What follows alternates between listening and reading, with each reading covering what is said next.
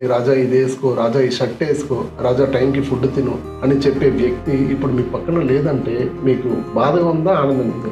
నేను సింగిల్గా ఉంటాను, అవసరమైతే డబుల్ ఇంపాక్ట్ అవుతాను నాకు నేనే. మీరే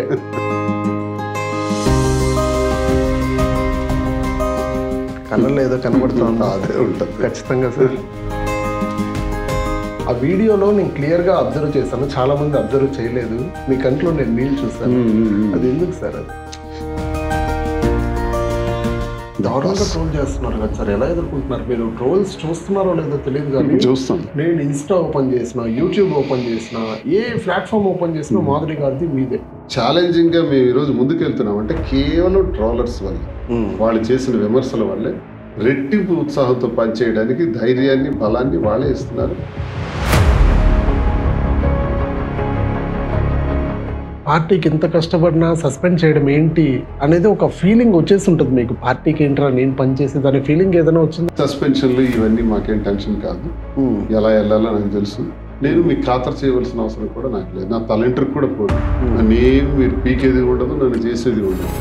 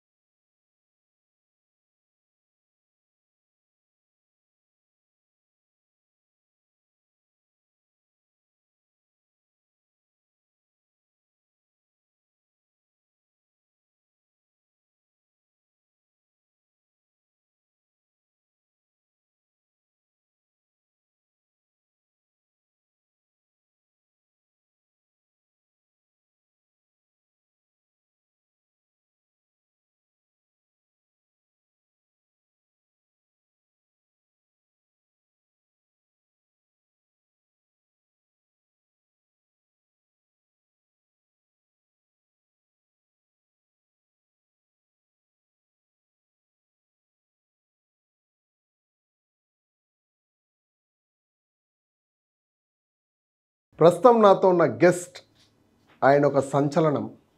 2 తెలుగు రాష్ట్రాల్లో వాళ్ళ తెలియని వాళ్ళు ఎవరు ఉండరు. 2 తెలుగు రాష్ట్రాల్లో వాళ్ళిద్దరు వీడియో పెడితే మిలియన్స్లో వ్యూవర్షిప్ ఉంటుంది. ఆయన ఎవరో కాదు, దువ్వాడ శ్రీనివాస్ గారు. ప్రస్తుతం నాతో పాటు ఉన్నారు. సార్తో మాట్లాడదాం. సార్ నమస్తే. నమస్తే సార్, బాగున్నారా? బాగున్నాను సార్, ఎలా ఉన్నారు? Fine. Sir after a long back మిమ్మల్ని కలుస్తా ఉన్నాను. మాధురి గారు లేకుండా మేడం పేరు నేను ప్రస్తావించలేదు ఇక్కడ. మేడం బిగ్ బాస్కి వెళ్ళినట్టు సందర్భంగా ఎలా ఉంది సార్ ఇప్పుడు మేడం లేకుండా? ఫీలింగ్ ఎలా ఉంది? బాగుందా? పర్వాలేదు, అన్ని అరేంజ్మెంట్లు చేశారు. మొత్తం టీంని అంతా కూడా ఏర్పాటు చేసి అన్ని సదుపాయాలు రెడీ చేసి వెళ్ళారు. అనుకునే అన్ని ప్లాన్ చేసుకున్నాం సార్. అంటే నేను ఒక వీడియో చూస్తాను సార్ మీది. అంటే మాధురి గారు శనివారం వెళ్ళారు. శనివారం ఒక వీడియో రిలీజ్ చేశారు. మీ పిఆర్ సమ్ టీం వాళ్ళు ఒక వీడియో రిలీజ్ చేశారు. ఆ వీడియోలో నేను క్లియర్గా అబ్జర్వ్ చేశాను, చాలామంది అబ్జర్వ్ చేయలేదు. మీ కంట్లో నేను నీళ్ళు చూశాను. అది ఎందుకు సార్? అది ఇప్పుడు మేము ఒక 4 సంవత్సరాలుగా ఒకే దగ్గర ఉంటూ ఎక్కడికి వెళ్ళినా ఏం చేసినా కలిసే పనిచేయటం, మొత్తం ఒక అటాచ్మెంట్, ఒక బాండ్ ఫిక్స్ అయింది. సో ఇది బయటకు వెళ్ళటం అనేది ఇదే మొదటిసారి దూరంగా వెళ్ళటం. 4 సంవత్సరాల్లో. 4 సంవత్సరాలు. ఓకే. కాబట్టి ఉంటుంది మాత్రం. Okay sir. అంటే మాధురి గారు మీకు చాలా అటాచ్మెంట్. 4 సంవత్సరాల్లో మిమ్మల్ని ఏ రోజు వదలలేదు. మీరు ఎక్కడికి వెళ్ళినా ఆవిడ తోడు వస్తారు మాధురి గారు. ఆవిడ గురించి మాకు పర్సనల్గా కూడా తెలుసు, చాలా మంచి వ్యక్తి వ్యక్తిగతంగా. సో అలాంటి వ్యక్తిని మీరు మిస్ అవుతున్నారా ఇప్పుడు? అంటే మీరు టైంకి ఫుడ్ కానీ, రాజా ఇది వేసుకో, రాజా ఈ షర్ట్ వేసుకో, రాజా టైంకి ఫుడ్ తిను అని చెప్పే వ్యక్తి ఇప్పుడు మీ పక్కన లేదంటే మీకు బాధగా ఉందా, ఆనందంగా ఉందా సార్? ఎందుకు ఆనందంగా ఉంటుంది? అవన్నీ ఎంతో హాయిగా మనకు అన్ని పనులు చూసి చక్కదిద్దేటటువంటి ఒక మనస్ఫూర్తిగా ఉన్నటువంటి ఒక మనిషి నాకు దూరం అయినప్పుడు బాధే ఉంటుంది. కళ్ళల్లో ఏదో కనబడుతూ ఉందా? అదే ఉంటుంది ఖచ్చితంగా సార్. బాధే సార్. అంటే బిగ్ బాస్ వాళ్ళు మీకు ఏమన్నా చెప్పడం జరిగిందా సార్? అంటే మామూలుగా ఏదన్నా పెద్ద వ్యక్తులకు కానీ ములాఖత్ కన్నా పర్మిషన్ ఉంటుంది, ఏదో జైల్లో కూడా ములాఖత్కి పర్మిషన్ ఉంటుంది. ఇక్కడ ఏంటంటే అంటే బిగ్ బాస్లో ములాఖత్కి కూడా పర్మిషన్ లేదు. అంటే మీరు ఒక పొలిటీషియన్, బిగ్ బాస్ నుంచి ఏదైనా మీకు కాల్ రావడం జరిగిందా? ములాఖత్ ఏదైనా అరేంజ్ చేస్తాం? అలాంటివి లేదు. మీకు చెప్పారా సార్? మాకేం చెప్పలేదు. కలవటం జరగదని చెప్పారు. మొబైల్ కూడా ఉండదని చెప్పారు. కాంటాక్ట్స్ కూడా ఉండవని చెప్పారు. దుస్తులు అయితే 10 డేస్కి ఒకసారి మేము కబురు పెడతాం, మీరు పంపించండి అన్నారు అంతే. మరి ఫోన్ కాల్ ఏదైనా no phone calls, no nothing, no calls, no nothing. అంటే ఇప్పుడు మీకు ఫుడ్ కానీ లేదంటే ఉండడం కానీ ఎలా సార్ మీకు మేనేజ్ చేస్తున్నారు? అంటే మన టీం అంతా ఉంది, ఇంట్లో అన్ని ఏర్పాట్లు వాళ్ళు చూస్తారు. వంట చేసేవాళ్ళు, నా దుస్తులు చూసేవాళ్ళు అందరూ ఉన్నారు. ప్రాబ్లం అన్ని అరేంజ్మెంట్స్ చేసే వెళ్ళారు. అంటే వ్యాపారం అని సార్, మాధురి గారు అయితే మామూలుగా మేము డైలీ ఫాలో అవుతాము. సో మాధురి గారు అయితే ప్రతిరోజు అప్డేట్ అనేది ఇస్తూ ఉంటారు మీ షో గురించి. సో ఈ శారీ ఇలా ఉంటుంది, ఈ శారీ ఇలా ఉంటుంది, సో తప్పకుండా కాంచీపురం ప్రమోషన్స్ అవును తప్పకుండా చేస్తూ ఉంటారు. ఇప్పుడు ఆ ప్రమోషన్స్ లేదు అంటే చాలా మిస్ అవుతూ ఉంటారు సబ్స్క్రైబర్స్ కూడా. వాళ్ళకి ఏం చెప్తారు? చేయిస్తున్నాం మేము, మా టీం ఇంకా వేరేగా ఉన్నారు, వాళ్ళ ద్వారా ప్రమోషన్స్ చేయిస్తున్నాం. అదే మీ సబ్స్క్రైబర్స్కి ఏం చెప్తారు మొత్తానికి? సబ్స్క్రైబర్స్ నేను మరి ఈరోజు ఈ స్థాయిని ఇచ్చినటువంటిది ప్రజలే మనకు బిగ్ బాస్కి పంపించారు తప్ప, లేకపోతే ఎలా వస్తుంది అవకాశం? ప్రజలంటే అందులో చాలామంది కస్టమర్స్ కూడా ఉన్నారు. కస్టమర్స్ ఇదంతా ఆలోచించి వారు పూర్తి మద్దతు మాకుంది, ప్రజల మద్దతు మాకుంది. పూర్తిగా ఆమె లేని సమయంలో కూడా ఎలా మా వ్యాపారానికి సహకరించాలన్నది వాళ్ళ ఆశీస్సులు ఎప్పుడూ మాకు ఉంటాయి. అంటే మాధురి గారు మీ పక్కన ఉంటే డి అంటే మాధురి దివ్వెల, డి అంటే దువ్వాడ, ఈ రెండు డబుల్ ఇంపాక్ట్ అనేసి మీరు చాలాసార్లు చెప్పడం జరిగింది. ఈ డబుల్ ఇంపాక్ట్లో ఒక ఇంపాక్ట్ లేదు ఇప్పుడు. ఓపెన్గా చెప్పాలంటే ఒక ఇంపాక్ట్ బిగ్ బాస్కి వెళ్ళిపోయారు, ఈ ఒక ఇంపాక్టే ఇక్కడ ఉంది. ఇది చూస్ చేసుకుని ఎవరన్నా దెబ్బతీసే అవకాశం ఉందా మీకు? నన్ను ఎవడు దెబ్బతీస్తాడు? నేను సింగిల్గా ఉంటాను, అవసరమైతే డబుల్ ఇంపాక్ట్ అవుతాను. నాకు మీరే డబుల్ ఇంపాక్ట్ అవుతారు, మారిపోతాను సార్. టెక్కల్లో నాకు తెలిసిన వాళ్ళు ఉన్నారు సార్. ఐ సెడ్ ఓపెన్లీ, మీరు మనస్సాక్షి చేసుకుని నిజం చెప్తారని నేను అనుకుంటున్నాను. మీరు ముక్కుసూటి మనిషి అని నాకు బాగా తెలుసు. టెక్కల్లో నా కొలీగ్స్కి ఫోన్ చేసి నేను పర్సనల్గా ఎంక్వైరీ చేయడం జరిగింది. నాకు ఈరోజు ఇంటర్వ్యూ ఉందనేసి నిన్న మొన్న 2 రోజులు నేను షెడ్యూల్ చేసుకోవడం జరిగింది. పర్సనల్గా ఎంక్వైరీ చేస్తే దువ్వాడ శ్రీనివాస్ గారు వ్యక్తిగతంగా ఎలాంటి వాళ్ళు, పర్సనల్గా ఎలాంటి వాళ్ళు, అవన్నీ నేను ఎంక్వైరీ చేస్తాను. వాళ్ళు ఏం చెప్పారంటే, మాకు జగన్ మీద మేము బెట్టేస్తే మాకు ఓడిపోతే మాకు 5-6 లక్షలు సాయం చేసినారు, మేము వ్యక్తిగతంగా దెబ్బతింటే దగ్గరకు వచ్చి మమ్మల్ని తీసుకొని ఆదరించి వేలల్లో సహాయం చేసినారు మాకు, మేము అవన్నీ బయట మేము చెప్పుకోదలుచుకోలేదు, మీకు కాబట్టి చెప్తున్నామన్నారు. అంటే ఎందుకంటే అంత జనాలంటే అంత ఇది మీకు? అంటే ఇది ఒక 25 సంవత్సరాల సుదీర్ఘ ప్రయాణం. జనంతో నాకు పూర్తి అటాచ్మెంట్. ప్రతి గుమ్మానికి కూడా నేను వెళ్ళాను. నేను తొక్కని గడప లేదు, నేను చూడని వాటర్ లేదు, నన్ను గుర్తించిన వాటర్ కూడా ఉండరు కాన్స్టిట్యున్సీలో. ప్రతి ఒక్కరితో నాకు ప్రత్యేకమైనటువంటి అనుబంధం. ప్రతి గడపతో కూడా నాకు అనుబంధం ఉంటుంది. అలా ఎస్టాబ్లిష్ చేసి అలా పనిచేసాం. నియోజకవర్గంలో గెలిచినా ఓడినా ప్రతినిత్యం ప్రజల్లోనే ఉంటూ పనిచేసినటువంటి అనుభవం అదంతా. అంటే నాకు ఒక డౌట్ సార్, అంటే మీరు కన్ఫర్మేషన్ ఇస్తారని ఈరోజు మిమ్మల్ని అడుగుతున్నాను. అంటే మాధురి గారు క్లియర్ స్టేట్మెంట్ ఒకటి ఇచ్చారు, నేను బిగ్ బాస్కి వెళ్ళను, మా రాజా ఒప్పుకోవట్లేదు, కొంచెం ఇబ్బంది పడతాము, మేము బిగ్ బాస్కి అయితే వెళ్ళను అని క్లియర్ స్టేట్మెంట్ ఇచ్చేశారు. ఆ తర్వాత మనసు ఎందుకు మార్చుకోవాల్సి వచ్చింది? మీరు ఎందుకు అప్రూవల్ ఇచ్చారు? ముందుగా పిలిచారు, పిలిస్తే మేము రాలేమని చెప్పాం. అది నిజమే, రాలేము, బిజినెస్లో ఉన్నాం, కష్టంగా ఉంది చెప్పాం. మళ్ళీ పిలిపించారు.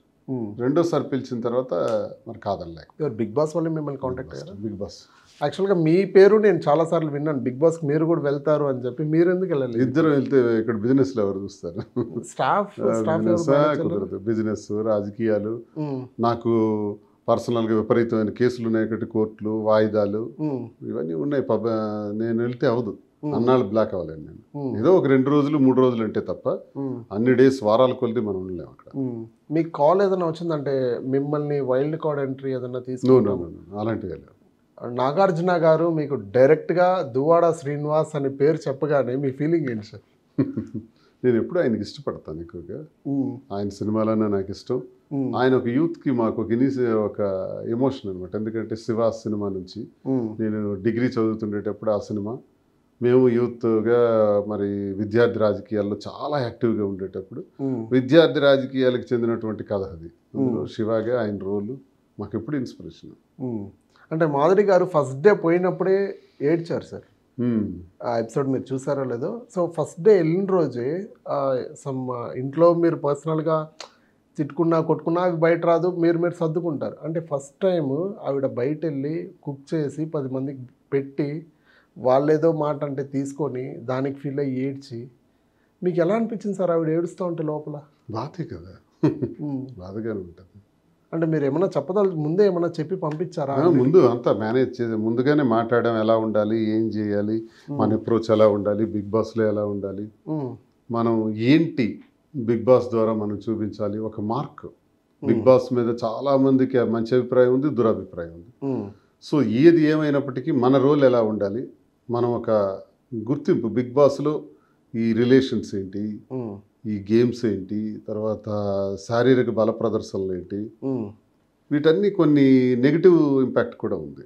వాటన్నిటిని మనం ఛేదించే విధంగా, వాటన్నిటిని చెక్ పెట్టే విధంగా, రిలేషన్స్ మీద కూడా చెక్ పెట్టే విధంగా, సాంప్రదాయాలు అంటే ఏంటి, భాష అంటే ఏంటి, ఎలా ప్రవర్తించాలి, ఇవన్నీ కూడా అక్కడ స్పృశించేటట్టు ఉండాలనేది అభిప్రాయంతో వెళ్ళటం జరిగింది. రైట్. అంటే మాధురి గారికి స్టేజ్ మీద నాగార్జున గారితో మాట్లాడేటప్పుడు 80% ఆఫ్ పాజిటివిటీ నాకు ఇప్పుడు ఉంది, 100% నెగిటివ్ అయితే 80% ఆఫ్ నెగిటివిటీకి నేను ఇప్పుడు వచ్చేసాము, పాజిటివిటీకి వచ్చారు. రైట్. ఇంకా 20% అయితే నాకు నెగిటివిటీ ఉంది, ఆ నెగిటివిటీని నేను పాజిటివ్గా మార్చాలి అనేసి నేను ఈ బిగ్ బాస్ ప్లాట్ఫామ్ని చూస్ చేసుకున్నాను నేను అని చెప్పి నాగార్జున గారికి చెప్పడం జరిగింది. నాగార్జున గారే షాక్ అయిపోయినారు. యాక్చువల్గా ఒక్క ఉమెన్ మొత్తం సొసైటీని ఎదుర్కొని ఇప్పుడు ఈ స్టేజ్కి వచ్చిందంటే నాగార్జున గారు కూడా షాక్ అయినారు. అంటే దాని మీద మీ అభిప్రాయం ఏంటంటారు?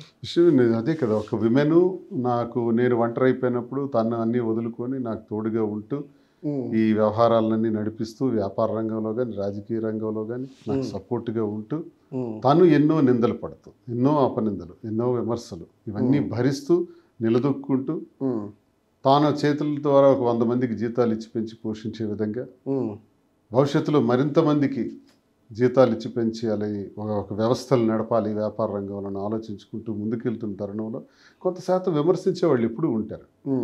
సో తనేంటి అనేది ప్రూవ్ చేసుకోవడానికి ఇది ఒక మంచి వేదిక. మరి దారుణంగా ట్రోల్ చేస్తున్నారు కదా సార్, ఎలా ఎదుర్కొంటున్నారు మీరు? ట్రోల్స్ చూస్తున్నారో లేదో తెలియదు కానీ చూస్తాం. నేను ఇన్స్టా ఓపెన్ చేసిన, యూట్యూబ్ ఓపెన్ చేసిన, ఏ ప్లాట్ఫామ్ ఓపెన్ చేసినా మాధురి గారిది మీదే కనిపిస్తుంది. ఈ ట్రోల్స్ మీద మీ ట్రోలర్స్కి ఏం చెప్తారు అనుకుంటారు? ట్రోలర్స్ చాలా ఆకాశం నుంచి స్వర్గం నుంచి దిగొచ్చే విధంగా వాళ్ళు కొన్ని ట్రోల్స్ ఏంటంటే, మీరు ఒక విమర్శ ఎలా ఉండాలంటే సద్విమర్శ అయి ఉండాలి.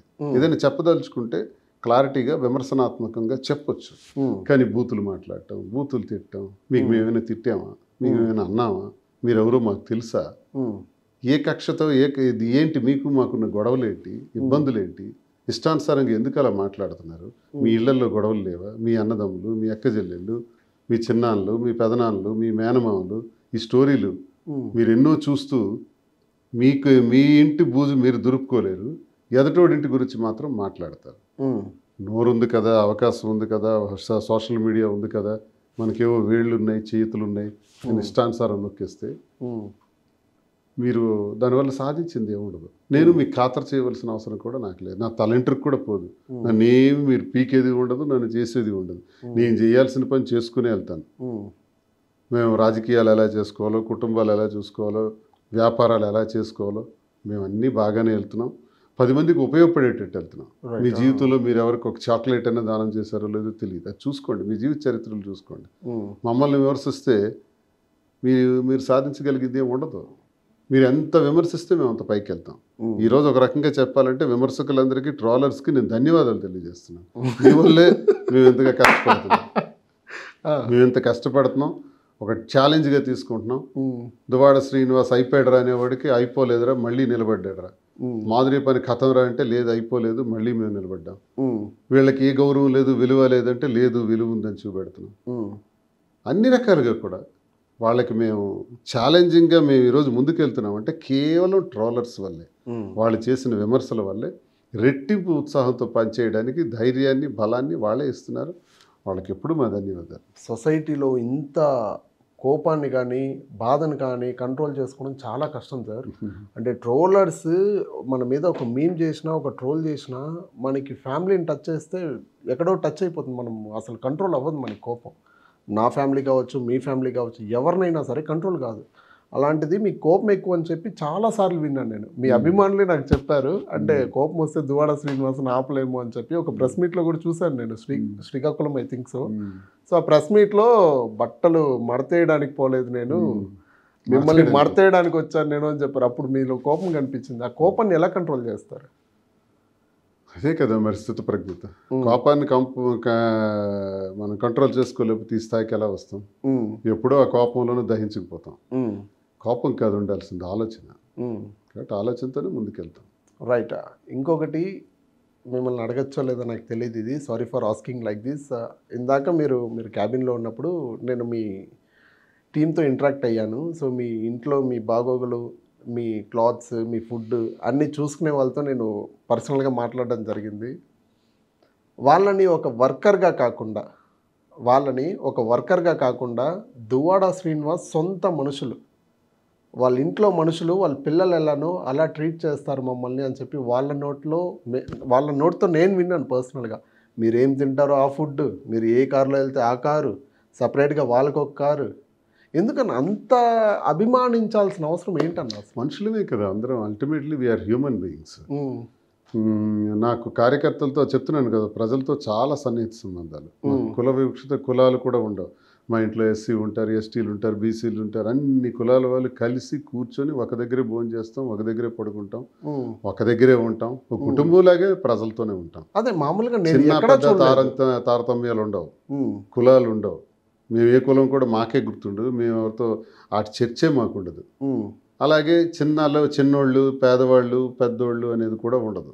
అలా ఈక్వల్, అందరితో సమానంగా ఉంటాం. ఎప్పుడూ ఉంటారు టెక్కల్లో కూడా, కాన్స్టిట్యున్సీలో, ఆఫీసులో ఎప్పుడు 10 మంది, 50 మంది, 100 మంది భోజనాలు చేస్తుంటారు. ఇలాగే నాతో పాటు ఇక్కడ కూడా హైదరాబాద్లో కూడా ఉంటారు. ఇది మాకు అలవాటు అయిపోయింది, దైనందిన జీవితం అది. ఇప్పుడు ఎంతమంది ఉన్నారు మీకు పర్సనల్గా బౌన్సర్స్ కానీ, లేదంటే పర్సనల్గా మీకు ఫుడ్ పెట్టే వాళ్ళు కానీ ఎంతమంది ఉన్నారు? అంతా కలిపి 10-12 మంది ఉంటారు మొత్తం. బౌన్సర్స్ ఎంతమంది? ఇక్కడ ఆఫీస్ నుంచి ఇక్కడ పనిచేసేవాళ్ళు, అక్కడ ఉండేవాళ్ళు అందరూ కలిపి ఉంటారు. బౌన్సర్స్ అందరూ అవసరమైతే థ్రెడ్స్ ఉన్నాయని మీరే చెప్పారు. సైలెంట్ గా ఎవరి డ్యూటీలో వాళ్ళు ఉంటారు. అవసరమైతే all are fighters and bouncers. సమస్య వచ్చిందంటే మొత్తం స్ట్రాంగ్ అయిపోతారు. మన దగ్గరికి వచ్చేవాడేవాడు, మీరే ఇంకా ఫైర్ బ్రాండ్, ఇంకా మీద రావాలంటే వాడు చాలా ఆలోచించాలి. ఇప్పటికీ బెదిరింపులు వస్తూ ఉంటాయి సార్? వస్తుంటాయి. నేను ఖాతరు చేయండి, చాలా మంది ఫోన్లు చేసి చంపేస్తాం, నరికేస్తాం, కార్ ఆపి కాల్ చేస్తాను. కొన్ని ఎప్పుడో చెప్పడరా బాబు, నేనే లొకేషన్స్ చాలా మందికి ఇచ్చాను, వాళ్ళ దగ్గర ఉన్నాను, వచ్చేయండి. ఎవరు వీళ్ళు కాల్స్ మీకు డైరెక్ట్గా పొలిటికల్గా ఉంటాయి. మేము టార్గెట్ చేసి మాట్లాడతాం కదా, మాట్లాడేటప్పుడు దాన్ని వెంజెన్స్గా వాళ్ళు తీసుకొని మాట్లాడుతుంటారు. మీకు ఇప్పుడు టెక్కల్లో పాజిటివ్ ఉందా సార్? ఉంది కదా, ఇప్పుడేంటి కర్మ, అప్పుడే ఉంది. ఇప్పుడు మేము 22 నుంచి ఈ గొడవ నడుస్తుంది. 24లో నాకు టికెట్ వచ్చింది మళ్ళీ ఎన్నికల్లో. నా మీద పోటీ చేసిన అచ్చెన్నాయుడు, రాష్ట్రంలోనే అత్యంత మెజారిటీ నేనే తెచ్చుకుంటాను తెలుగుదేశం పార్టీ అధ్యక్షుడిగా, 70,000 తగ్గిరాదు, నాదే హైయెస్ట్ అని ప్రకటించుకున్నాడు. ఆయన 32,000కి పడిపోయాడు. మరి మా జిల్లాలో గెలిచిన ప్రతి ఎమ్మెల్యే తాలూకా మెజారిటీ అబవ్ 45,000 కూటమిలో. అబవ్ 45,000. అచ్చెన్నాయుడు వల్ల 2 టికెట్లు పొందారు మా జిల్లాలో. వాళ్ళది కూడా ఒకటిది 54,000 శ్రీకాకుళంలో ధర్మాన ప్రసాద్ మీద. మరి అలాగే పాతపట్నంలో అలాగే వచ్చింది 45,000 పైచిలకు. మరి ఇంతమందికి 45,000, 50,000 మెజారిటీ వస్తే అచ్చెన్నాయుడికి ఎందుకు 32,000 వచ్చింది? అంటే అచ్చెన్నాయుడికి ఇంత కూటమి వేవ్లో కూడా నేను స్ట్రాంగ్ ఫైట్ ఇచ్చాను, 75,000 ఓట్లు తెచ్చుకున్నాను. మరి నాకే ప్రజల్లో గౌరవం లేకపోతే ఇన్ని వస్తాయా? మరి అచ్చెన్నాయుడు 70,000తో గెలిచే తీరుతాడు కదా, ఎందుకు సగానికి సగం పడిపోయాడు? ఆయన ఎక్స్పెక్టేషన్స్కి ఆయన సగం ఎందుకు పడిపోయినాడు? అంటే ప్రజామోదం ఎవరికి ఉంది ఇంత కూటమి వేవ్లో కూడా? ప్రజలు ఎప్పుడు మాతో ఉన్నారు అనడానికి ఇదే నిదర్శనం. అంటే మిమ్మల్ని సస్పెండ్ చేసినప్పుడు కానీ మీకు చాలా బాధ వేసి ఉంటుంది. అంటే ఒక రకంగా ఏంట్రా ఇది, పార్టీకి ఇంత కష్టపడినా సస్పెండ్ చేయడం ఏంటి అనేది ఒక ఫీలింగ్ వచ్చేసి ఉంటుంది మీకు. పార్టీకి ఏంట్రా నేను పనిచేసేది అనే ఫీలింగ్ ఏదైనా వచ్చిందా మీకు? పార్టీకి కన్నా నేను ముఖ్యం జగన్మోహన్ రెడ్డి గారి కోసం ఒక కవచంలో పనిచేశాను. ఎవరేమైనా వెంటనే అటాక్ చేసి ఇంకా నన్ను నేను ఆలోచించుకోకుండా మర్చిపోకుండా అంత గట్టిగా పనిచేశాను. కానీ మా జిల్లా రాజకీయాలు కొంచెం మా మీద, నాకు ధర్మాన బ్రదర్స్కి ఒక 20-25 సంవత్సరాలుగా వార్ నడుస్తుంది. వాళ్ళు తెలుగుదేశం నాయకులతో, అచ్చెన్నాయుడుతో, ఎర్రనాయుడుతో రిలేషన్స్ పెట్టుకుని వాళ్ళు కలిసిపోతారు, అందరినీ మోసం చేయాలని చూస్తారు, అన్ని కులాలని అణగదొక్కుతారు, అందరినీ ఓడించాలని చూస్తారు, వాళ్ళు మాత్రం గెలవటానికి ప్రయత్నాలు చేస్తారు. ఈ దుర్మార్గమైన రాజకీయాన్ని నేను వాళ్ళకి టార్గెట్ చేయటం నేటికి 20 years నుంచి నాకు అలవాటు. కేడీ బ్రదర్స్ అని పేరు పెట్టిందే నేను, కిందరాపు ధర్మాన బ్రదర్స్ అని. అలాంటి నీచి రాజకీయాల గురించి ఎండగడుతూ మాట్లాడాను కాబట్టి వాళ్ళకి నా మీద పగ, ద్వేషం ఉంటాయి.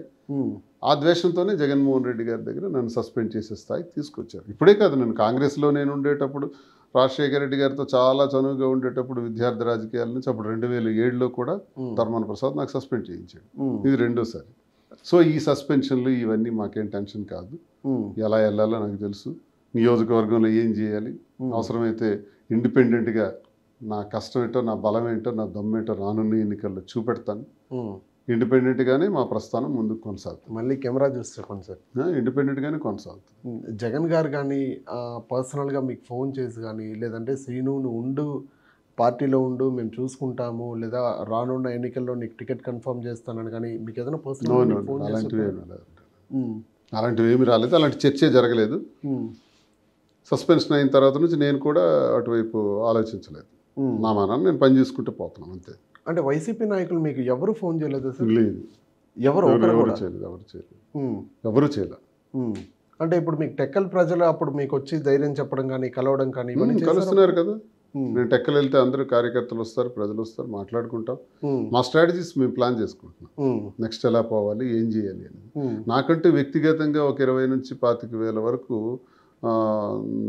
ఓట్ బ్యాంక్ ఉంది. దాన్ని నేను కష్టపడి రానున్న రోజుల్లో మరింత కష్టపడి దాన్ని రెట్టింపు చేస్తాను. ఇండిపెండెంట్గా నా సత్తా ఏంటో చూపెడతాను. కృష్ణదాస్ మీద, ధర్మాన ప్రసాద్ మీద కూడా పోటీలు పెడతాను. ఎమ్మెల్యేలుగా నా తాలూకా టీం అంతా పోటీ చేస్తారు. కష్టపడి చేస్తాం, ఎన్నికల్లో చూపెడతాను ఆ సత్తా. అరేంజ్ చేసుకున్నారు మీకు పర్సనల్ టీంని? ఎప్పుడు స్థానిక ఎన్నికల్లో కూడా మేము పోటీ చేస్తాం. దానికి తగిన ఏర్పాట్లు చేసుకున్నాం. రేపు నియోజకవర్గ స్థాయిలో కూడా ఏర్పాట్లు చేసుకుంటూ ముందుకు వెళ్తున్నాం. ఏంటి సార్ ఈ గొడవ ఏంటి? ఇప్పుడు పవన్ కళ్యాణ్, చంద్రబాబు ఎవరు బయట వచ్చినా జగన్ వస్తేనే ఎందుకు ఇంత జనము, గందరగోళము, ఎవడో ఒకటి చచ్చిపోతాడు, ఏంటి సార్ ఈ గొడవ ఏంటి? జగన్మోహన్ రెడ్డి గారికి వ్యక్తిగతంగా ప్రజాభిమానం ఉంది. ప్రజల్లో ఆయన అంటే చాలా గౌరవం ఉంది, ఇష్టం ఉంది. సరే, గెలుపు ఓటములు అన్నవి అవి దైవాధీనం, మనం చెప్పలేము. మరి ఎందుకు ఓడిపోయారు అంటే ఆ క్యాలిక్యులేషన్స్ వేరు. జనరల్గా జగన్మోహన్ రెడ్డి గారు అంటే చాలా ప్రజాభిమానం ఉంది. ఇప్పుడు పవన్ కళ్యాణ్ వచ్చారంటే ఆయన ఒక సినీ నటుడు. ఆయనకు పొలిటికల్ గ్లామర్ కన్నా సినీ గ్లామర్ ఉంది కాబట్టి జనం వస్తారు. ఇష్టం లేని వాళ్ళు కూడా వస్తారు, చూస్తారు. అది సినీ గ్లామర్. ఈయన గ్లామర్ లేదు, సినీ గ్లామర్ లేదు, ఓన్లీ పొలిటికల్ గ్లామరే ఉంది. పొలిటికల్గా అంత క్రౌడ్ పుల్లరు రేరు. జగన్మోహన్ రెడ్డి చాలా పెద్ద క్రౌడ్ పుల్లర్. అంటే మీకు ఎలా అనిపిస్తుంది, అంటే జగన్మోహన్ రెడ్డి దగ్గర వేవ్ మీకు ఎలా అనిపిస్తుంది వ్యక్తిగతంగా? మీరు ఇప్పుడు కాదు, ఎప్పటి నుంచో జగన్మోహన్ రెడ్డి దగ్గరే ఉంటున్నారు. అంటే మీకు ఏదో ఒకటి సర్ది చెప్పేది కానీ, లేదా దగ్గర తీసుకొని ఒక హగ్ ఇచ్చో, లేదంటే సీను మావాడు అని చెప్పి ఏదో ఒకటి అన్న చెప్పినారు కనీసం? సస్పెండ్ చేశారు. నేను చెప్పాను, అన్నకన్నా నీ దగ్గర చాలా మంది తప్పుడు సమాచారం మీకు ఇస్తున్నారు, రాంగ్ పోర్ట్రేట్ చేస్తున్నారు, మోసం చేసిన వాళ్ళందరూ, పార్టీకి ద్రోహం చేసిన వాళ్ళందరూ ఇక్కడ ఉన్నారు, వాళ్ళు ఇచ్చిన తప్పుడు సమాచారంతో ఇవన్నీ జరుగుతున్నాయి. ఓకే, ఏమన్నారు జగన్ గారు? ఏమన్నా నేను అనుకుని వచ్చేసాను. ఏంటి సార్ ఈ పార్టీలో గొడవలు ఏంటి? అంటే అది మెడికల్ కాలేజీలు అంటారు, మీరేమో మీ వైసీపీ పార్టీ వాళ్ళేమో మెడికల్ కాలేజీలు మేము కట్టినాము, విత్ ప్రూఫ్స్ ఉన్నాయి, సెంట్రల్ నుంచి ఆధారాలు ఉన్నాయి అని చెప్తున్నారు వైసీపీ పార్టీ వాళ్ళు. టీడీపీ వాళ్ళేమో ఒక్క మెడికల్ కాలేజీలు చూపియండి, అసలు ఎందుకు ఇంత ప్రచారాలు, అబద్ధపు ప్రచారాలు చేస్తున్నారని చెప్పి అయ్యన్న పాత్రుడు గారు అంటారు, ఇంకా సోకాల నాయకులు అంటారు. అంటే నిజంగానే మీరు తెచ్చినారా లేదా అనేసి ప్రూఫ్ ఏంటి సార్? ఇప్పుడు టైమే ప్రూఫ్. దీనికి ఏం కావాలి? స్వాతంత్రం వచ్చి 75 సంవత్సరాలు అయింది మనకి. స్వతంత్ర భారతదేశంలో ఆంధ్రప్రదేశ్కి వచ్చిన మెడికల్ కాలేజీలు మొత్తం 11. 75 ఏళ్ల తర్వాత జగన్మోహన్ రెడ్డి గారు ముఖ్యమంత్రి అయిన తర్వాత 17 మెడికల్ కాలేజీలు వచ్చాయి. 5 మెడికల్ కాలేజీలు పూర్తి చేసి జాతికి అంకితం చేశారు. దీనికి డేట్స్ అండ్ టైమ్స్ ఉన్నాయి కదా, ప్రూఫ్ ఎందుకు? ఏ రోజు వచ్చాయి, ఎప్పుడు శాంక్షన్ వచ్చాయి, ఎప్పుడు ప్రారంభించారు.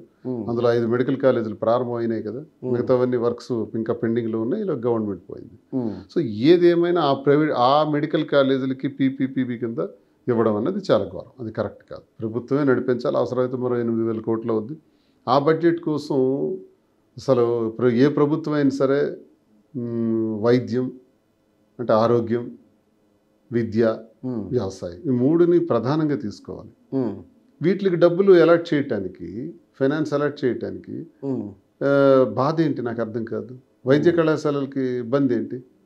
వాటి కోసం డబ్బులు అలాట్ చేయడానికి, ఆరోగ్యశ్రీకి డబ్బు ఫైనాన్స్ అలాట్ చేయడానికి ఆలోచించి ఇవి ప్రైవేటైజేషన్ చేసేయడం ఎంతవరకు కరెక్ట్?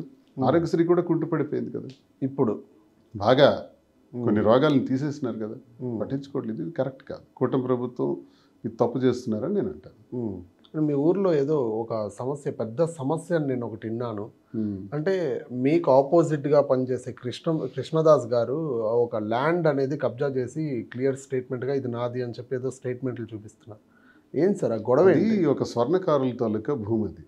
అది ఈరోజు 70 కోట్లు విలువైంది.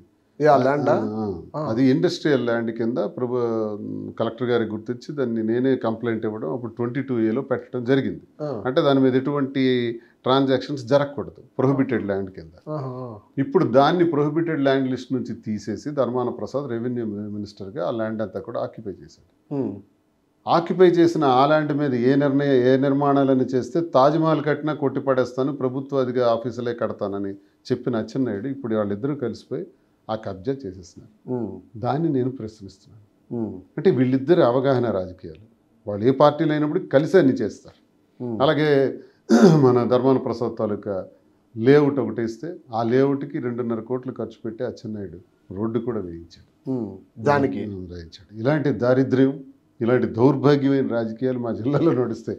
వాటిని మనం ప్రశ్నిస్తున్నాం కాబట్టి మాకు సస్పెన్షన్. ఇవన్నీ జగన్ గారికి తెలుసా? వీళ్ళిద్దరు కలుస్తున్నారు? తెలుసుకోవాలి. తెలుసా అంటే ఎలాగవుద్ది? రాజకీయం ఏంటది? ప్రతి కార్నర్లో ఏం జరుగుతుందో తెలుసుకోవాలి. ఈ రోజుల్లో తెలుసుకోవడానికి ఏముంది సార్? మీ పార్టీలో పెద్ద ఇంటెలిజెన్సే ఉంది కదా సార్. ఇంటెలిజెన్సే ఉంది కదా. ఎందుకు తెలియదు? తెలుసుకోవాలి, తెలుసుకునే ఇవన్నీ చేయాలి. వాళ్ళ అవసరం. ఈరోజు 70 years అయిపోయింది. ఇంకా వాళ్ళ మాటలను పట్టుకొని మనం వేలాడితే కొత్త తరాలు ఎప్పుడు వస్తాయి? యూత్ బ్యాచ్ రావాలి, కొత్త వాళ్ళకి టికెట్లు ఇవ్వాలి. వీళ్ళ వల్ల ప్రజల్లో గౌరవం లేదు, వాళ్ళకి విలువలు లేవు, వాళ్ళ అవినీతి, అక్రమాలు, భూదందాలు, ఇంకా వాళ్ళని పట్టుకొని వేలాడటం కరెక్ట్ కాదు. ప్రక్షాళన చెయ్యాలి, కొత్త టీమ్స్ని తీసుకురావాలి, యూత్కి ఎంకరేజ్ చేస్తూ కొత్త వాళ్ళకి టికెట్లు ఇస్తే. మన కుటుంబంలో కూడా అదే జరిగింది. సుమారు 80 మంది కొత్త వాళ్ళకి ఇచ్చారు, రిజల్ట్ ఫేవరబుల్గా వచ్చింది. ఇవన్నీ చేయాలి, అది జరగట్లేదు. బయట టాక్ ఏంటో తెలుసా సార్? రాజారెడ్డి కంటే జగన్ ఇంకా డేంజర్. రాజారెడ్డి డేంజర్ అయితే జగన్ మరో డేంజర్. జగన్తో పెట్టుకున్నాడు ఎవ్వడు పైకి రానివ్వలేదు, తొక్కేస్తాడు, జాగ్రత్తగా ఉండండి అంటారు. జగన్ గురించి మీ మాటలు ఏమో నాకు తెలియదు. ఇవన్నీ చెప్పుకోవడానికి చాలా బాగుంటాయి, కానీ జగన్ చాలా మంచి మనిషి. వ్యక్తిగతంగా చాలా ప్రేమాప్యాయతలతో ఉంటారు. నాకు తెలిసి ఆయన ఎవరికి అన్యాయం చేయలేదు. నేను ఆయనతో 15 సంవత్సరాలు నేను ట్రావెల్ చేశాను. ఆయన ఎవరికి అన్యాయం చేయలేదు. కావలిస్తే ఇంకా హెల్ప్ చేశాడు. పడుకునేవాడిని తట్టి లేపి పదవులు ఇచ్చాడు. రోడ్డు మీద వెళ్ళిపోతున్న వాడిని కారులో రప్పించి మరీ పదవులు ఇచ్చాడు. అందరినీ గౌరవం చూశాడు తప్ప జగన్మోహన్ రెడ్డి ఎవరికి అన్యాయం చేశాడని నేను ఈ 15 yearsలో చూడలేదు. It's wrong. సార్ మీకు ఇంకొకటి విన్నాను, జగన్ గారే ఒకసారి ర్యాలీకి వచ్చినప్పుడు మీకు కార్కి జగన్ గారే డబ్బులు ఇచ్చారని చెప్పి ఒకటి విన్నాను. అదేం సార్? కారు ఎన్నో రకాలుగా ఆయన నాకు సహకరించాడు. కారు అని కాదు, గతంలో ఎన్నికల్లో కూడా నాకు పూర్తిగా సహకరించాడు. నాకు గౌరవించారు, హోదా ఇచ్చారు, ఎమ్మెల్సీని చేసింది ఆయనే. అన్ని రకాలుగా పోర్టు విషయంలో కూడా పూర్తి స్థాయి ఇంపార్టెన్స్ ఇచ్చింది ఆయనే. అందుకే నేను చెప్తున్నాను కదా, నాకే కాదు నాతో పాటు చాలామందికి అలా ఆయన చేశాడు. ఆయన్ని మంచోడు కాదని అనటం కరెక్ట్ కాదు. మీరు పోర్ట్ అన్నారు కాబట్టి నేను ఒక క్వశ్చన్ అడుగుతాను. ఆ పోర్ట్ అన్ని పూర్తయిపోయింది? నేనైతే April 19, 2024 సంవత్సరం 23వ సంవత్సరం శంకుస్థాపన జరిగింది జగన్మోహన్ రెడ్డి గారి చేతుల మీదుగా. ఆ రోజు నుంచి రాత్రనక పగలనక ఆ పోర్టు బాధ్యతలు నాకు అప్పచెప్పిన తర్వాత ఇంచుమించు 70% నా టైంలోనే పూర్తయింది. ఆ తర్వాత ప్రభుత్వం మారింది, వీళ్ళ చేతికి వచ్చింది, ఇంకా కుంటినడక నడుస్తుంది. ఆ పోర్ట్ ఇంత వేగం పూర్తయ్యే అవకాశాలు కనిపించట్లేదు. ఇదే కానీ మళ్ళీ వైసీపీ గవర్నమెంట్ వచ్చి ఉంటే ఈపాటికే పోర్టు ప్రారంభమైంది. చాలా మందికి ఉద్యోగాలు దొరుకుతుండేవి. దాని ద్వారా ఎంతమందికి ఉద్యోగాలు లభ్యమయ్యే అవకాశం? నాకు తెలిసి 25,000 మందికి వస్తాయి. 25,000 మందికి వేరియస్ సోర్సెస్ ద్వారా అవకాశం వస్తుంది. నేను మీ గురించి కూడా విన్నాను సార్. నాకు ఒక యాంకర్ కాల్ చేసి చెప్పడం జరిగింది. అంటే మీరు పదవిలో అంటే పోయిన వైసీపీ రూలింగ్లో ఉన్నప్పుడు చాలామంది సాఫ్ట్వేర్ ఉద్యోగులకి మీరు జాబ్స్ ఇప్పించినట్టు కూడా నాకు చాలామంది కేసాం. పోర్ట్లో చాలామంది కేసాం. కాంట్రాక్ట్స్ ఇప్పించాం, వర్క్స్ ఇప్పించాం, చాలా చేయించాను. ఇప్పుడు వీళ్ళు ఉన్నారు, అచ్చెన్నాయుడు ఉన్నాడు, మొత్తం వర్క్స్ అమ్ముకుంటున్నాడు. కంపెనీ నుంచి కాంట్రాక్ట్ తీసి ఆయన అమ్మేసుకుంటున్నాడు. మనం అలా చేయలేదే. కంపెనీ నుంచి కాంట్రాక్ట్ ఏదైతే నాకు వచ్చిందో మొత్తం అందరికీ పంచిపెట్టాను లోకల్లోనే. ప్రజలకు ఇచ్చేసారు, మొత్తం చేసుకున్నారు. నిరుద్యోగులు, పార్టీ కార్యకర్తలు, కాంట్రాక్టర్స్ అందరూ లోకల్ వాళ్ళే. అలా ఇచ్చి నేను ప్రోత్సహించాను. అంటే మీ టెక్కల్లో ఎలా ఉంటుంది అంటారు? ఇంకా రాబోయే ఎలక్షన్ ఎలా ఉండబోతుంది? ట్రూగా ఓపెన్గా చెప్పండి, ఓపెన్ స్టేట్మెంట్ ఇచ్చేసేయండి. టెక్కల్ నియోజకవర్గం వరకు మీ కాన్స్టిట్యున్సీ మొత్తం మీరు టెక్కల్ పోటీ నియోజకవర్గంలో నేనే ఇండిపెండెంట్గా పోటీ చేస్తున్నా, నేనే గెలుస్తున్నాను డైరెక్ట్. ఖచ్చితంగా. మీ టీం ఎంతమంది ఉన్నారు సార్? పిఆర్ టీం మీకు కావాల్సినంత మంది ఉన్నారు. మీకు వ్యక్తిగతంగా మీరు నమ్మే వాళ్ళు ప్రతి ఊర్లో నాకు అభిమానులు ఉన్నారు. ప్రతి ఊర్లో నాకు ఒక ఓట్ బ్యాంక్ ఉంది. 508 గ్రామాలు, 136 పంచాయతీలు, ఇవన్నీ కూడా మాకు ఎప్పుడు కూడా వాళ్ళతోటి మంచి రిలేషన్స్. ఆ ఓట్ బ్యాంక్ ఉంది. వాళ్ళే నా సైనికులు, వాళ్ళే పనిచేస్తారు. వాళ్ళతోనే మేమందరం కలిసి విజయం సాధిస్తాం. ఇంకో టికెట్ ఇచ్చే ఎవరికైనా టికెట్ ఇచ్చే అవకాశం ఏదైనా ఉంది అంటే నెక్స్ట్ 2029లో మీరు వాళ్ళకి సపోర్ట్ చేస్తారా? అప్పుడు ఎక్కడ వైసీపీలోనే? ఎస్, వైసీపీలో నేను లేను కదా. ఇప్పుడు మళ్ళీ పార్టీలోకి తీసుకొని మీరు వాళ్ళకి సపోర్ట్ చేయండి అని చెప్పి జగన్ ద్వారా మీకు ఆదేశాలు వస్తే మీరు సపోర్ట్ చేస్తారు? జగన్మోహన్ రెడ్డి గారు మాట్లాడి ఏం చేయమన్నా చేస్తాను. ఇప్పుడున్న ఇన్ఛార్జ్ చేయమంటారు? వాడు అచ్చెన్నాయుడు తొత్తు, అచ్చెన్నాయుడికి చెప్పు. అచ్చెన్నాయుడు ఏం చెప్తే అది చేస్తాడు. ధర్మాన బ్రదర్స్ తాలూకా ఫాలోవర్ అతడు. సో ధర్మాన ప్రసాదరావు ఆ క్యాండిడేట్కి రికమెండ్ చేశాడు. ఆ క్యాండిడేట్ ఎలా ఎవడవుతాడు? వైసీపీ వాడు ఎందుకు అవుతాడు? అచ్చెన్నాయుడు ఫాలోవర్. అచ్చెన్నాయుడు చిన్న కార్ యాక్సిడెంట్ అయితే ఆయనకి ఫోన్ చేసి వైద్య సదుపాయాలు ఏర్పాటు చేసి అన్నీ మాట్లాడినాడు. ఇప్పుడు ఆయన మైండ్స్ నడుస్తున్నాయి. వైసీపీ ఇన్ఛార్జ్ ఇవన్నీ బయటికి ఇన్ఛార్జీలు. అంతా రాత్రి రాజకీయాలు కలిసిపోతారు అందరూ. సో ఇవన్నీ అంతర్గత రాజకీయాలతో వాళ్ళు నడుస్తారు. ఇలాంటివి మనం ప్రశ్నిస్తాం కాబట్టి మనం అంటే పడదు వాళ్ళకి. మీరు ఎప్పుడు కలవలేదా టీడీపీ వాళ్ళతో నైట్లో? నాకేట కలిస్తే నేను ఇలా తిడతాను వాళ్ళని, ఇన్ని మాట్లాడతాను. మీరు ఏది అంటే చాలా మంది ఏం పని ఉంది మనకి? చాలా మంది పెద్ద వ్యక్తులు మిమ్మల్ని వచ్చి కలిసినట్లు ఒక స్టేట్మెంట్ అయితే మీరు పాస్ చేస్తారు. అంటే వేరే పార్టీ నుంచి ఆహ్వానం మాకు వచ్చింది, పెద్దవాళ్ళ దగ్గర నుంచి ఆహ్వానం మాకు వచ్చింది అని చెప్పి జగన్ వదిలి పార్టీ మారే అవకాశం ఉంటుందా?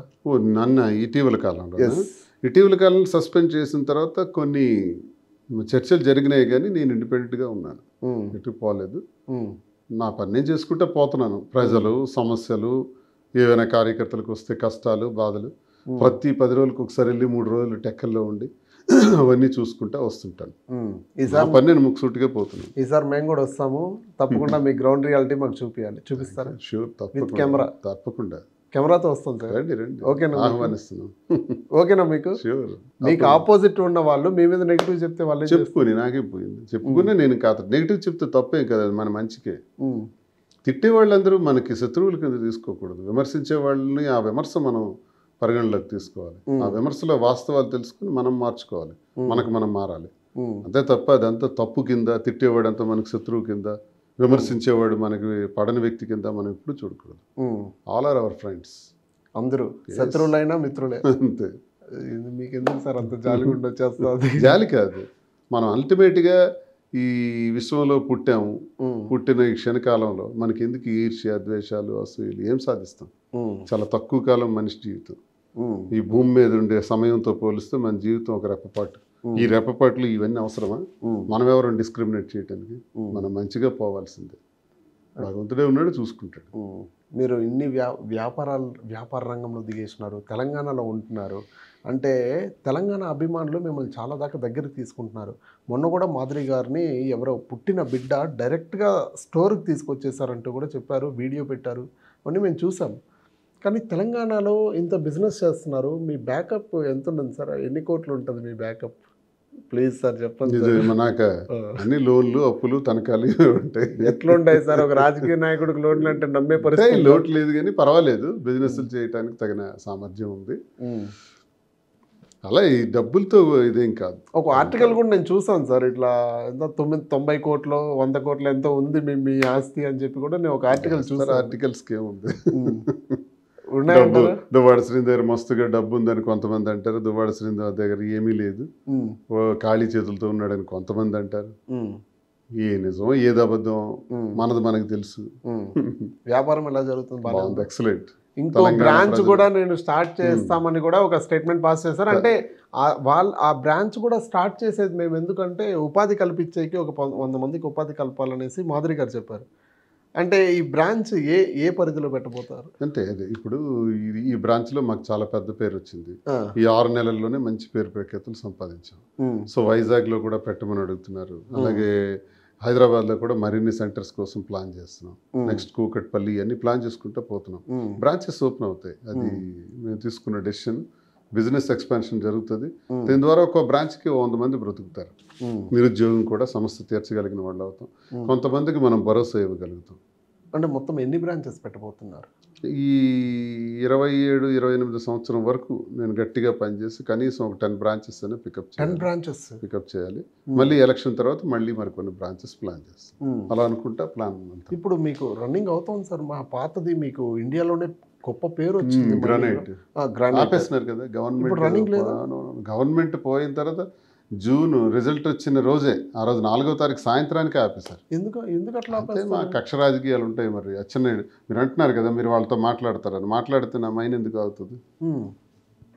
పూర్తిగా ఆపేశారా? పూర్తిగా ఇప్పుడు ఈ 16 నెలల నుంచి ఆగిపోయింది మైండ్. దానివల్ల తీవ్రమైనటువంటి నష్టం. అక్కడ పనిచేసే వాళ్ళకి ఎలా సమాధానం చెప్పారు? ఏం చెప్పారు వాళ్ళకి? పనిచేసే వాళ్ళకి కానీ అందరూ నిరాశ్రయులు అయిపోయినారు. ఇంకో ఫ్యాక్టరీలోనూ ఇంకో కంపెనీలకి వెళ్ళిపోయి చాలామంది ఇబ్బంది. నా దగ్గర ఇంచుమించు ఒక 250 మంది పనిచేసేవారు. మైండ్లోనా సార్? మైండ్లో మొత్తం నిరాశ్రయులు అయిపోయారు. మిషనరీ చాలా పోయింది. చాలా నష్టపోయినాం. చాలా నష్టం అది. ఇటీవల చాలా చక్కర్లు కొడుతూ ఉంది. ఇంతవరకు ఎవరు అడగలేదు ఈ ప్రశ్న. అంటే ఈరోజు కూడా ఒక న్యూస్ చూశాను. I don't know that one news, నేను చెప్పకూడదు కాబట్టి. జగన్ గారి కూతురు ఇటీవల రాజకీయాల్లోకి వస్తానని చెప్పి కూడా ఒక వార్త వినపడతా ఉంది. దీని మీద మీ స్పందన ఏంటి?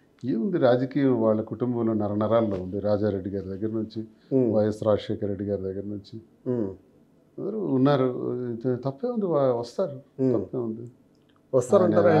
మంచి పేరు, ఇవన్నీ ఉపయోగపడతారు. ప్రజలకు ఎప్పుడు సేవ చేసే కుటుంబం అది. ఎంట్రీ ఇస్తారా సార్ ఖచ్చితంగా? ఎవరు? వాళ్ళ డాటర్ జగన్ వాళ్ళ కూతురు? తెలియదు, నాకు తెలియదు.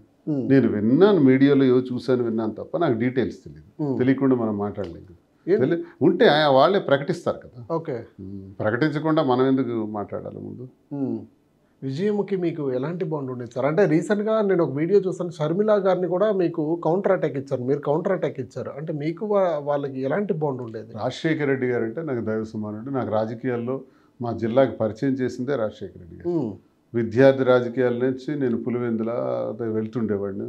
సార్ హైదరాబాద్లో ఉంటే హైదరాబాద్ వెళ్ళేవాడిని.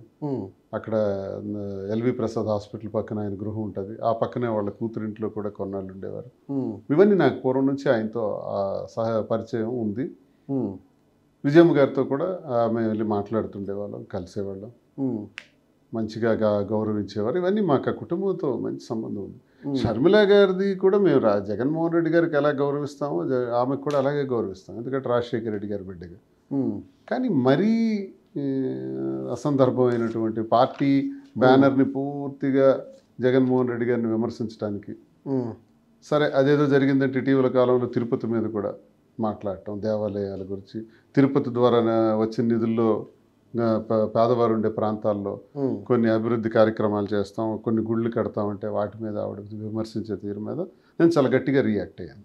అలా మాట్లాడడం తప్పు అనేది. అంటే ఎవరు విడితీశారు? జగన్ దగ్గర నుంచి షర్మిలని ఎవరు విడితీశారు? అంటే విడిపినారా? ఎవరు విడదీస్తారు? అది కుటుంబం, అది కుటుంబ వ్యవహారాలు. కుటుంబంలోనే వచ్చినటువంటి చర్చలు తప్ప అందులో ఎవరు తల దొరుకుతారు? ఎవరు ఉండరు. ఇప్పుడు పూర్తిగా బంధం తెంచుకునే ఏం మనకు తెలియదు. కుటుంబ వ్యవహారం గురించి మనకు తెలియదు. మీకు పార్టీ విజయమ్మ మీతో మాట్లాడితే మనం ఎక్కడ ఉండాలంటే అంతవరకే ఉంటాం. మనం ఏ స్థాయి వరకు ఉండాలి అంతవరకే. ఆ కుటుంబ వ్యవహారాల్లో మనం ఆలోచించాం, అటు దృష్టి పెట్టాం కూడా. సార్ ఇంకొకటి, మీరు చాలా ఇది చెప్పలేదు అనుకుంటాను, నాకు తెలిసి మీరు జైలుకి వెళ్ళారు, గుర్తుందా సార్? 62 రోజులు ఐ థింక్. సో 62 రోజులు మీకు లోపల ఎలా ఉండింది సార్? అంటే ఒక డైనమోలో వెళ్ళిపోతాం మనము. ఒక జైలు జీవితం ఒక డైనమోలో వెళ్ళిపోతాము. అంటే 62 రోజులు మీకు ఎలా ఉండింది సార్ అప్పుడు? ఏ విషయంగా వెళ్ళినారు మీరు? East Coast thermal power plant అని ఒకటి పెట్టారు సొంతబొమ్మలో. దానివల్ల థర్మల్ ప్లాంట్ కాబట్టి రైతులకి, మత్స్యకారులకి, స్వదేశీ మత్స్యకారులకి నష్టం జరుగుతుంది అన్నది మా వాదన.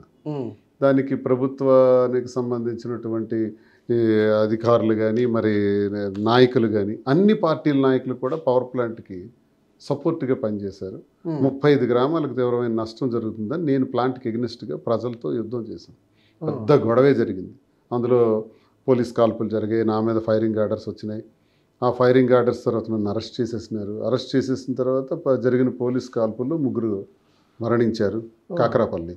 ఆ, ఈ ఇన్సిడెంట్లో 1600 మంది మేము ముద్దాయిలు, మేమందరం కలిసి జైల్లో ఉన్నాం. పెద్ద ఊళ్ళే జైల్లో ఉన్నాం. అయ్యో. ఆ సందర్భంగా జైలు జీవితాన్ని కఠోరమైనటువంటి జీవితం అది అనుభవించాం. అంటే ఎలా ఉండింది లోపల మీకు ఫెసిలిటీస్ కష్టమే, no అంటే facilities. పొలిటీషియన్స్ ఎట్లా ఉంటుంది అంటే బెడ్ ఇస్తారు, మంచి ఏసీ ఇస్తారు, ఫెసిలిటీస్ ఏం లేదు. అపోజిషన్లో ఉన్నాం, ఉద్యమాలు చేసాం కాబట్టి ఇంకా మనకి సౌకర్యాలు ఏమి ఉండవు. ఈ చిన్న రూమ్లో 7 ఉండాలి, అలా అందరూ ఒకళ్ళ మీద ఒకళ్ళు కూర్చున్నట్టు ఉండాలి. నిద్ర పట్టేది సార్ రాత్రి? కష్టమే, నిద్రలేని రాత్రులు ఎందుకు ఎన్నో గడిపాం. వచ్చినాం మనము ఇక్కడికి లేదు లేదు, అలా లేదు. నేను ప్రజల కోసం వెళ్ళాను, ప్రజా ఉద్యమం చేపట్టాను. ప్రజల కోసం పోరాటం వల్ల నాకు జైల్లో పెట్టారు. అది సంతోషంగానే జీవితాన్ని గడిపాను, నేనేమి బాధపడలా. అప్పుడు మీరు పెద్ద ఉద్యమం చేసి లోపలికి వెళ్ళి ఉంటారు, కాకరాపల్లి ప్రత్యేక గౌరవం ఉంటుంది లోపల. సో అంటే మీకు ఫుడ్ కానీ ఏదైనా ఎలాంటి అక్కడ ఫుడ్ ఉంటుంది, జైలు ఫుడ్ మనం తినలేం. నాకు అది ఇష్టం లేక నేను ఒక వెళ్తుండేటప్పుడు నా చేతిలో ఒక వాటర్ బాటిల్ ఉండేది, అప్పటికే 1/2 లీటర్ తాగేశాను. జైల్లోకి వెళ్ళిన తర్వాత ఆ మిగిలిన 1/2 లీటర్ వాటర్ విలువ ఏంటో నాకు అర్థమైంది. 3 రోజులు 6 లీటర్ వాటర్నే 4 తడుపుకున్నాను. మరి లోపల నీళ్ళు నేను తాగలేను, అది ఫిల్టర్ వాటర్ కాదు. ఇదే 4 తడుపుకున్నాను. తర్వాత నాకు ఫ్రూట్స్ ఎవరో ఫ్రెండ్స్ వాళ్ళు ఇస్తే, ఆత్మీయులు ఇస్తే ఆ యాపిల్ ఫ్రూట్ కూడా తింటే అందులో వాటర్ వస్తుందని, అది మన దాహం తీరుస్తుందని అప్పుడే నాకు అర్థమైంది. ఫ్రూట్స్లో ఉండే ఆ జ్యూసెస్ వల్ల దాహం తీరుతుందని, బలం వస్తుందని. ఇలాంటి కష్టాలను అనుభవించి, జైలు జీవితాన్ని అనుభవించి బయటకు వచ్చాం. అంటే ఇప్పుడేంటి సార్, అంటే ఇప్పుడు మీరు 60 వచ్చినా మీరు ఇంకా యంగుగానే ఉన్నారు. అంటే మీ డైట్ ప్లాన్ ఏంటి సార్? రోజు ఫుడ్ ఏం తింటారు మార్నింగ్ నుంచి నైట్ దాకా? ఏంటి అన్నీ తింటాం, లిమిటెడ్గా తింటాం. చికెన్, మటన్ అన్నీ తింటాను, మీకు బట్ లిమిట్. మీకు ఇష్టమైన ఫుడ్? చికెన్ తింటాం, ఫిష్ తింటాం. సర్టైన్ ఒకటి ఉంటుంది కదా, సర్టైన్ ఒక ఫుడ్. నాటుకోడి ఫ్రై. నాటుకోడి మాదిరి గారు ఆల్రెడీ చేసి పెట్టారు కదా మీకు, చక్కగా ఉంటుంది. సాంబారు ఇలాంటివన్నీ, ఆలు ఫ్రై ఇంట్రెస్ట్. ఏదైనా ఫుడ్ అన్నది ఎలా ఉండాలంటే, మనం ఆకలిస్తుంటుంది, తినటం ప్రారంభిస్తాం. సగం ఆకలి పూర్తయినప్పుడే మనం ఆపేయాలి. ఇంకా తింటే బాగున్ను అన్న దగ్గర మనం ఆపేయాలి. ఆపేస్తే అందరూ హాయిగానే ఉంటారు. ఫుడ్స్ ఏం రిస్ట్రిక్షన్ చేయాల్సిన అవసరం లేదు, తగ్గించేయాల్సిన అవసరం, ఇది పూర్తిగా మానేయాల్సిన అవసరం లేదు. తినాలి, తక్కువగా తినాలి, మితంగా తినాలి. మనం ఎంత పని చేస్తున్నాం, ఎన్ని క్యాలరీస్ బర్న్ అవుతున్నాయి, మనం తింటున్న ఫుడ్లో ఎన్ని క్యాలరీస్ మళ్ళీ రికవర్ అవుతుంది, ఇదే మనం చూసుకుంటా చేస్తే ఏం అక్కర్లే. డైటీషియన్ ఉన్నారు సార్ మీకు? No dietician. ఎవరు లేరా? డాక్టర్ కూడా? నో, డాక్టర్ లేరు, నాకు జబ్బులు లేవు, బీపీ లేదు, షుగర్ లేదు. ఇంతవరకు మాత్రం మింగాల్సిన అవసరం కూడా రాదు. అందుకే అట్లున్నారు సార్ తెల్లగా. ఇంకా రేపు ఎలా ఉంటుందో తెలియదు. ఈ రోజు వరకు, ఈ క్షణం వరకు అయితే భగవంతుడు బాగానే చూసాడు. మీ సీక్రెట్ ఏంటి సార్? ఫేస్ కి గ్లో చెప్పండి సార్ ప్లీజ్ సార్. సీక్రెట్ ఏం లేదు, మనకి ఎన్నో ఒత్తిళ్ళు ఉంటాయి. మనం ఎంత ఆరోగ్యంగా ఉన్నా, ఎంత మంచి ఫుడ్స్ తీసుకున్నా, మనశ్శాంతి అన్నది ఒకటి. స్ట్రెస్, డిప్రెషన్లోకి వెళ్ళకూడదు, స్ట్రెస్ ఉండకూడదు. ప్రతి మనిషికి స్ట్రెస్ ఉంటుంది, స్ట్రెస్ లేని వాడు ఈ ప్రపంచంలో ఎవరు ఉంటారు? స్ట్రెస్ బ్రెయిన్కి వచ్చేటప్పుడు అక్కడి నుంచి అక్కడికే దాన్ని ఆలోచన ద్వారా బయటికి పంపేయాలి. కానీ అది ఇక్కడికి తెచ్చామంటే ఈ గుండె బరస్ట్ అవుతుంది, హార్ట్ అటాక్ వస్తుంది, చస్తాం. ఈ సీక్రెట్ ఇదేనా మీకు? క్రీమ్స్ కానీ స్ట్రెస్ని ఇక్కడి నుంచి ఇక్కడికి తీసుకురానప్పుడు మనం ఎలాగో ఆరోగ్యంగా ఉంటాం. నామకు ఒక ప్రత్యేకత ఉంటుంది కదా సార్, నామం లేకుండా మీరు బయట ఎక్కడ వెళ్ళరు? రాను ఇంచుమించు. ఏంటి సార్ కూడా పడుకునేటప్పుడు కూడా ఉంటుంది అది. ఈ నామానికి ప్రత్యేకత? అమ్మవారు ఇది మధురై మీనాక్షి దేవి అమ్మవారు. అమ్మవారు దర్శనం చేసుకున్న తర్వాత ఒకరోజు దర్శనం నాకు సరిగ్గా జరగలేదు, బయట నిల్చున్నాను. ఒక పంతులు గారు నాకు పిలిచి, అదే దేవాలయంలో పిలిచి లోపలికి తీసుకెళ్ళి దండ వేసి, అమ్మవారి దండ నా మెడలో వేసి ఓ బొట్టు ఇచ్చారు. అమ్మవారిది ఈ బొట్టు ఎప్పుడు పెట్టుకో అన్నారు. పెట్టుకున్న తర్వాత నుంచి నా జీవితంలో చాలా మంచి జరిగింది, మనశ్శాంతి. ఎవరు అన్నారు సార్? మధుర మీనాక్షి. ఓకే, ఇది ఇప్పుడు కాదు సార్, ఎప్పుడు మోర్ దాన్ 12 years అయిపోయింది, 12-15 years అయిపోయింది. అప్పుడు పెట్టడం ప్రారంభించాను, అలాగే పెడతాను. ఎవ్రీ డే ఉంటుంది నా దగ్గర, ఎవ్రీ మినిట్ ఉంటుంది బొట్టు. మార్నింగ్ పెడతాను, నైట్ వరకు అలాగే ఉంటుంది స్టిక్కర్లా. అంటే ఇప్పుడు తెలంగాణలో ఉంటున్నారు మీరు, రాజకీయాలు పక్కన పెడదాం, మీ ఓపెన్ స్టేట్మెంట్స్ మాకు ఇవ్వాలి. ఇప్పుడు మీరు తెలంగాణ ఉంటున్నారు, తెలంగాణలో ఎట్లా ఉంటుంది అంటే కల్చర్ బాగుంటుంది. సో నైట్ పార్టీస్ ఉంటాయి, పబ్స్ ఉంటాయి, మీకు కల్చర్ ఉంటాయి తెలంగాణలో. మీరు ఎప్పుడన్నా ఇక్కడ పబ్బులకు కానీ పార్టీలకు కానీ వెళ్ళారు? పిలుస్తూ ఉంటారు ఫ్రెండ్స్, చాలామంది ఉన్నారు, పార్టీస్ ఇట్లు పిలుస్తూ ఉంటారు, కానీ లిమిటెడ్గా వెళ్తాం, లిమిటెడ్గా కలిసి వచ్చేస్తాం అంతే. నేనేమి అట్లా ఎక్కువగా పార్టిసిపేట్ చేయను. ది బిగ్గెస్ట్ బార్స్కి పబ్స్కి అట్లకి వెళ్ళాం. సరదాగా ఒక ఇంట్లో కూర్చొని మాట్లాడుకోవటం వరకే. బిగ్ బాస్లో శ్రీజాని ఎలిమినేట్ చేశారు ఎవరు, మాధురి గారు. మాదిరి చేయాలి, అక్కడ ఉన్న వాళ్ళందరూ వెళ్ళి రీజన్ చెప్పారు బలూన్ కదా. కట్ చేశారు. రీజన్ చెప్పారు కదా మాధురి గారు ఎందుకు అనేసి. రీజన్ ఏమని చెప్పారు అంటే బయట నేను విన్నది ఏంటంటే అక్కడ ఉన్న హౌస్లో వాళ్ళందరూ మాధురి గారు వెళ్ళగానే పవర్ ప్యాక్ వచ్చినారా ఇంకా భయంగా ఉందిరా మాకు అని చెప్పి లేచి నిల్చుకొని అక్కడ ఒక్కొక్కడు ఆ పక్క పోయి మాట్లాడుకుంటా ఉన్నారు. It's okay all fine. Sreeja మాత్రం అక్కడే కూర్చొని మాధురియా మాధవియా మాధురియా మాధవియా అని అది మాధురి గారు విన్నారు. సో అందుకే ఎలిమినేట్ చేసినారంటారు. మీరేమంటారు? ఇది కాదు, అలా చిన్నపిల్లల మీద ఆలోచించవలసిన అవసరం లేదు. కానీ ఆమె చిన్నపిల్ల అయ్యింది కూడా ఆమెకి మాదిరి ఎవరో తెలీదా? ఆమెది వైజాగ్. వైజాగ్ ఆమె వైజాగ్, ఆమె ఇంటి డోర్ నెంబర్తో సహా అన్నీ మాకు తెలుసు. వాళ్ళు ఎవరో మాకు తెలుసు, వాళ్ళ ఫాదర్ తెలుసు, అన్నీ తెలుసు. ఎలా ఆ మాట అడుగుతారు? ఒకవేళ అడగాలనిపించింది అనుకోండి, అది విధానమా? మేడం మీరంటే మీరు నాకు పరిచయం లేదు మేడం, మీతో పరిచయం చేసుకోవాలనుకుంటున్నాను అంటే సరిపోతుంది. మాధురి అని నాగార్జున గారు అనౌన్స్ చేశారు, అక్కడ ఉన్న వాళ్ళందరూ మాధురి అని పిలిచారు, మాధురి మేడం వచ్చారా అన్నారు, పవర్ బ్యాంకర్ అని అంటున్నారు. వాళ్ళు చెమటలు పట్టడం, ఒకళ్ళు తుడుచుకున్న వాళ్ళు, ఒకళ్ళు సర్దు చేసి ఎలా ఈవిడితో ఎలా ఆటాడటం అని అందరూ అనుకుంటుంటే, అందరూ ఆమె పేరు చెప్పుకుంటుంటే, హాయ్ మాధురి గారు అని అందరూ పలకరిస్తుంటే నీకు పేరు అడగాలని ఎలా అనిపించింది? పేరు విన్నావు కదా అంటే వెటకారం. అంటే మాధురిని నువ్వెవరు అని అడిగితే నాకు క్రేజ్ పెరుగుతుంది, నేను టార్గెట్ చేసినట్టు అవుతుంది, నాకు నా ప్రెజెన్స్కు గుర్తింపు వస్తుంది అని అన్నావు తప్ప నీ మనస్సాక్షిగా నువ్వు అడగల. నువ్వు మనస్ఫూర్తిగా పేరు అడుగుంటే తప్పకుండా నా పేరు ఇది అని ఆవిడ చెప్పుండేది. అహంకారంతో అడిగావు, మిడిమిడి జ్ఞానంతో అడిగావు, కాబట్టి ఆన్సర్ అలా వచ్చింది. మీరు కంటిన్యూగా ఇప్పుడు బిగ్ బాస్ చూస్తున్నారు సార్? చూస్తున్నాను, ఇప్పుడు రోజు చూస్తున్నాను, ఎవరి మూమెంట్ చూస్తున్నా. ఎలా అర్థం చేసుకోవాలి కదా మేడం, ఎలా ఆడుతున్నారు? మాదొక మార్క్. మేము ఒక రోజు ఉంటామా, 1 వీక్ ఉంటామా, ఇవన్నీ మాకు అనవసరం. మేము వెళ్ళాలనుకోలేదు, మళ్ళీ ప్రెజర్ వచ్చింది, వెళ్ళాం కాబట్టి ఒక మార్క్ ఎలా ఉండాలి.